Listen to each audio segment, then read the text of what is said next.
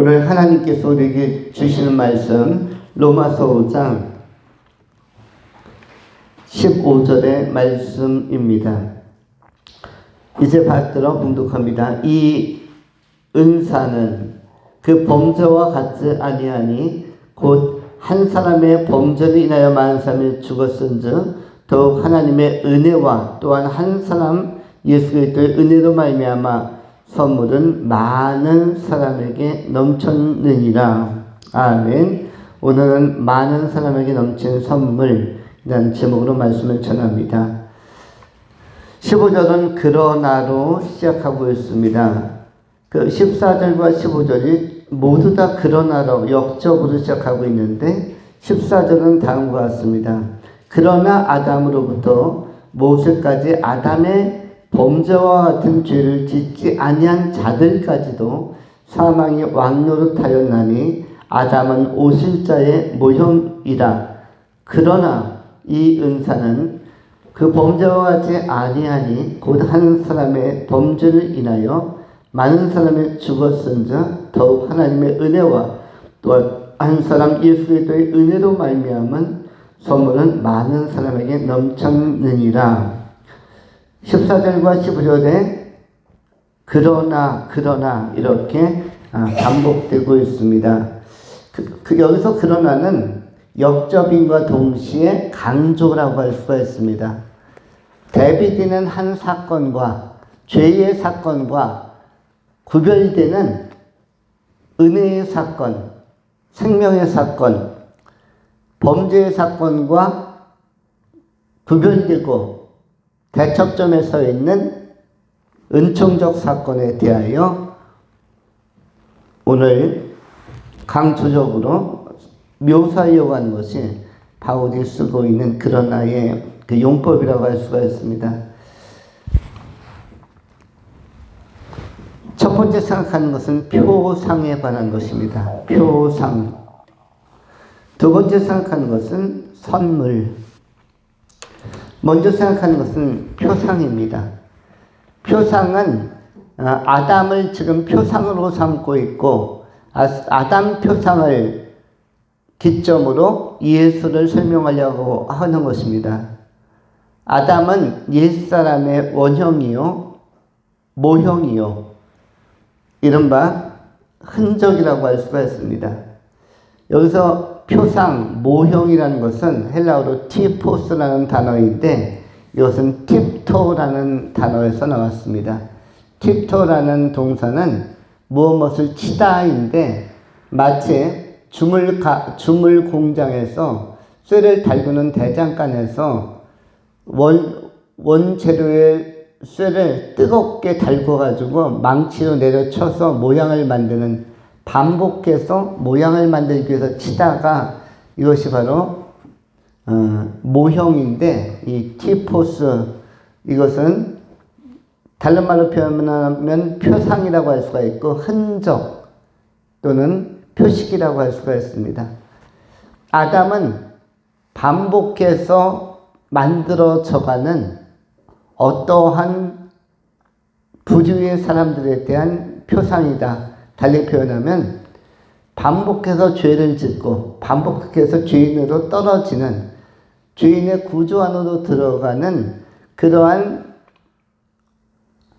에덴 밖에 버려진 소외된 대상들에 대한 표상, 흔적이 아담에게 있는데 이것이 죄의 증후군, 죄의 전가성이라고 얘기하는 것이고 죄의 유전성 이렇게 볼 수 있는 것입니다. 죄의 확산성. 그런가 하면 새로운 표상, 새로운 티포스는 무엇인가? 새로운 끊임없이 만들어지는 그리고 재생산해내는 무엇을? 생명을 아담과 대비되는 새 아담으로서 구약시대 에덴에 아담이 있었다면 그는 범죄의 효시라면 신약시대에 하나님께서 아들 예수를 십자가에 보내셔서 이루시는 구원의 표상은 구원의 모형은 바로 예수로 인하여 나타나는데 이것은 생명 안에서 왕노릇하는 그런 은혜의 역사를 가능케 하는 사건으로 소개하고 있습니다. 그래야 15절에는 더욱 하나님의 은혜와 또한 사람 예수 그리스도의 은혜로 말미암은 선물은 많은 사람에게 넘쳤느니라.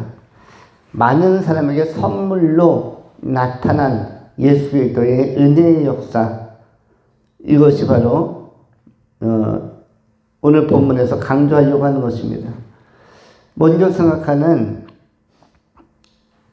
이 표상은 그야말로 어떤 흔적을 이야기합니다. 죄인으로서의 흔적, 그리고 어쩔 수 없는 우리 인간의 유한성과 한계성, 유약성 속에서 나타나는 죄성들, 그리고 하나님을 찾아 나서기에 두려워하거나 주저하는 마음들, 이런 것들이 모두 아담의 후예들에게 나타나는 잔상이요 증후군이라고 할 수가 있습니다.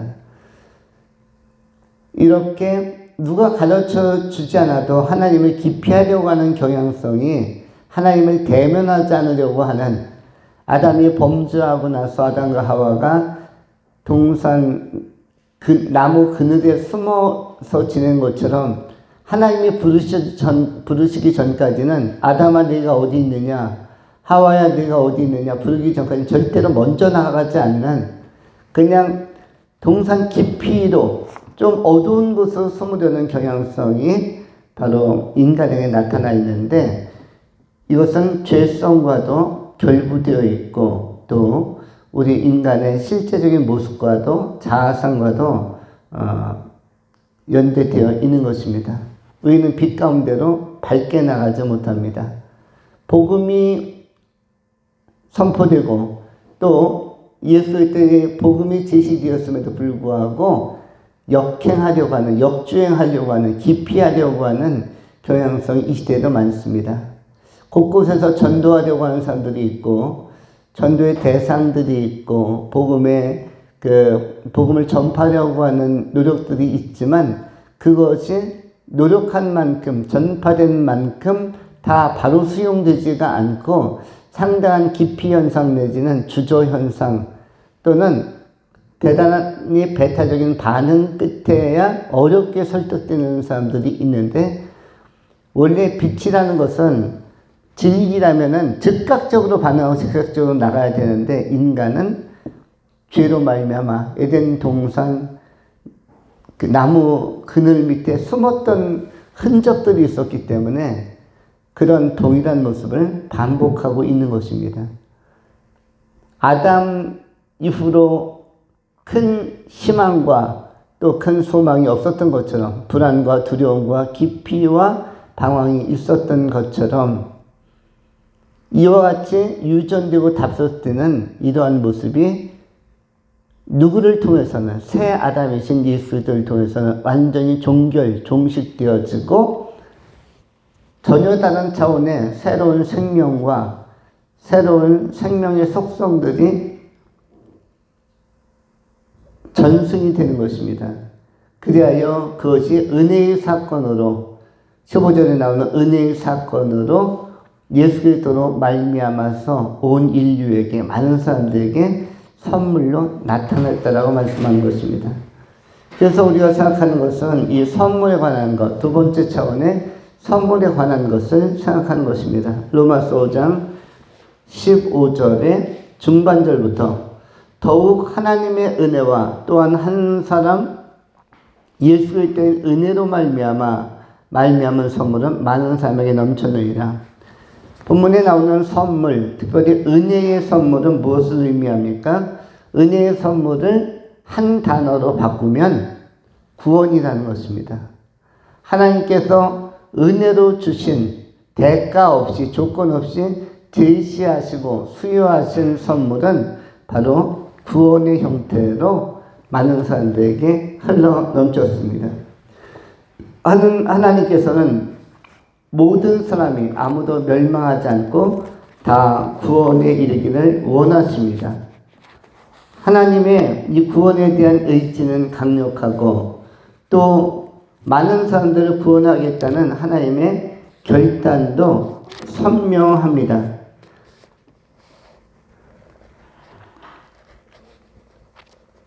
그러므로 베드로를 통해서도 우리 하나님께서는 새하늘과 새 땅의 비전을 말씀하시면서 회개하고 돌이킨다면 우리는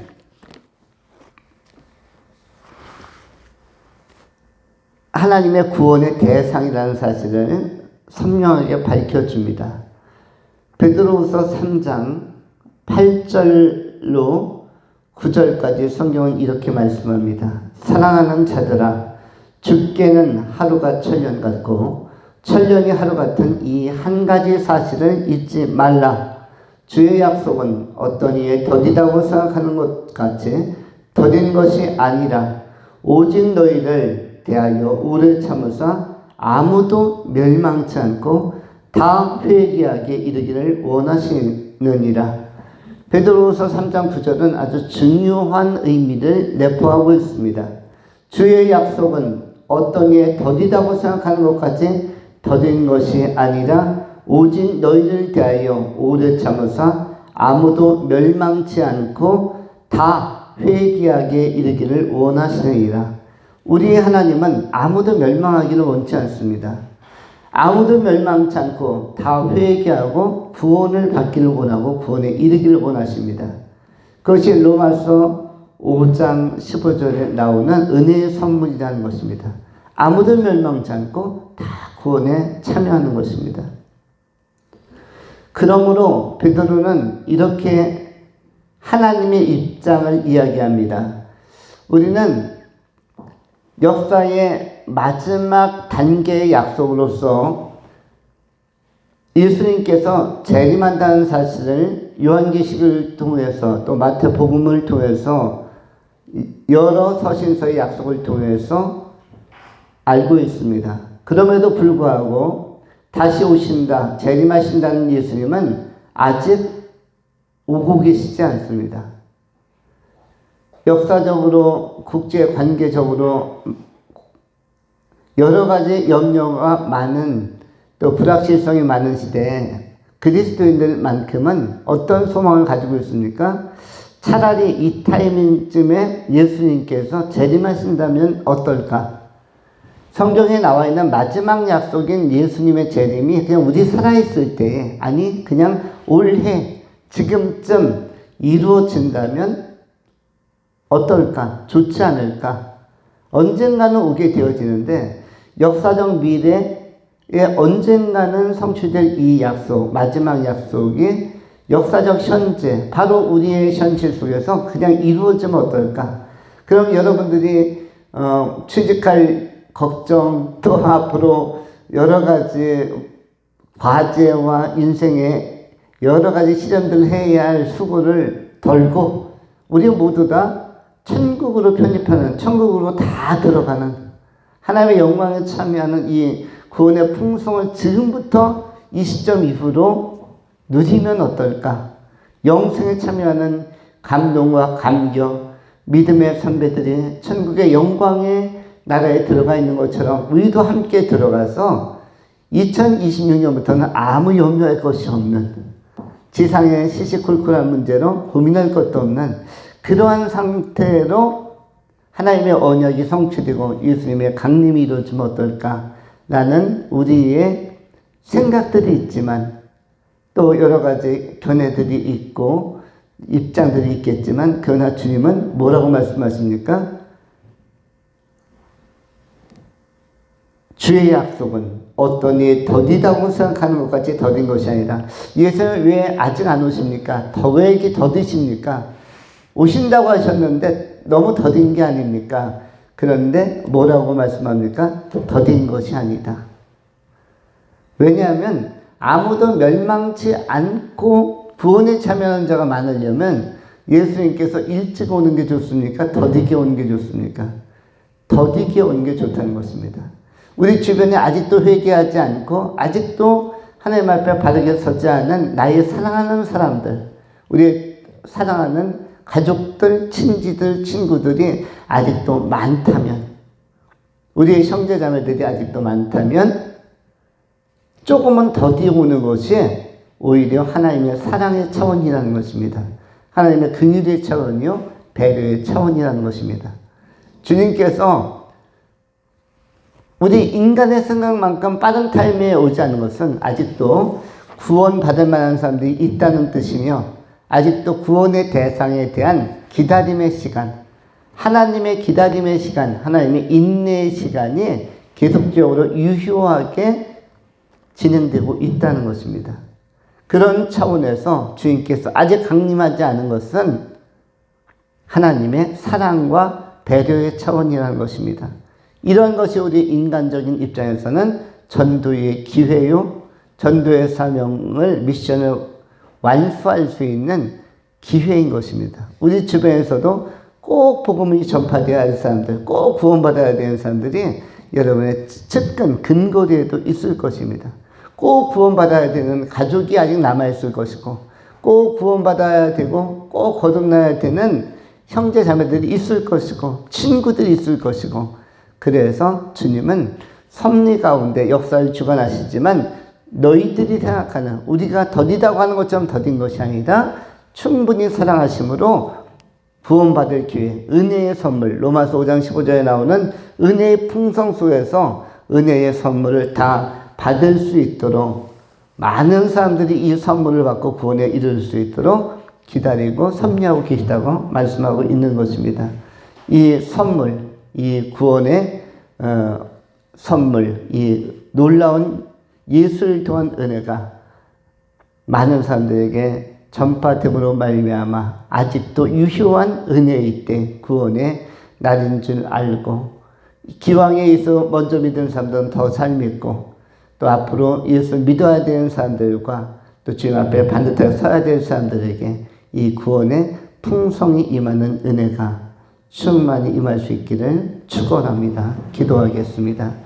할렐루야. 존귀하신 하나님 감사합니다. 오늘도 복음의 말씀을 통해서 힘을 얻고 용기를 얻고, 아직은 은혜의 때요, 아직은 기회인 줄 알고 하나님께서 예수 안에서 우리에게 주신 풍성한 선물을 잘 받아 누리게 하여 주옵소서. 감사드리오며 신실하신 우리 구주 예수 그리스도의 이름으로 축복하며 기도하옵나이다. 아멘.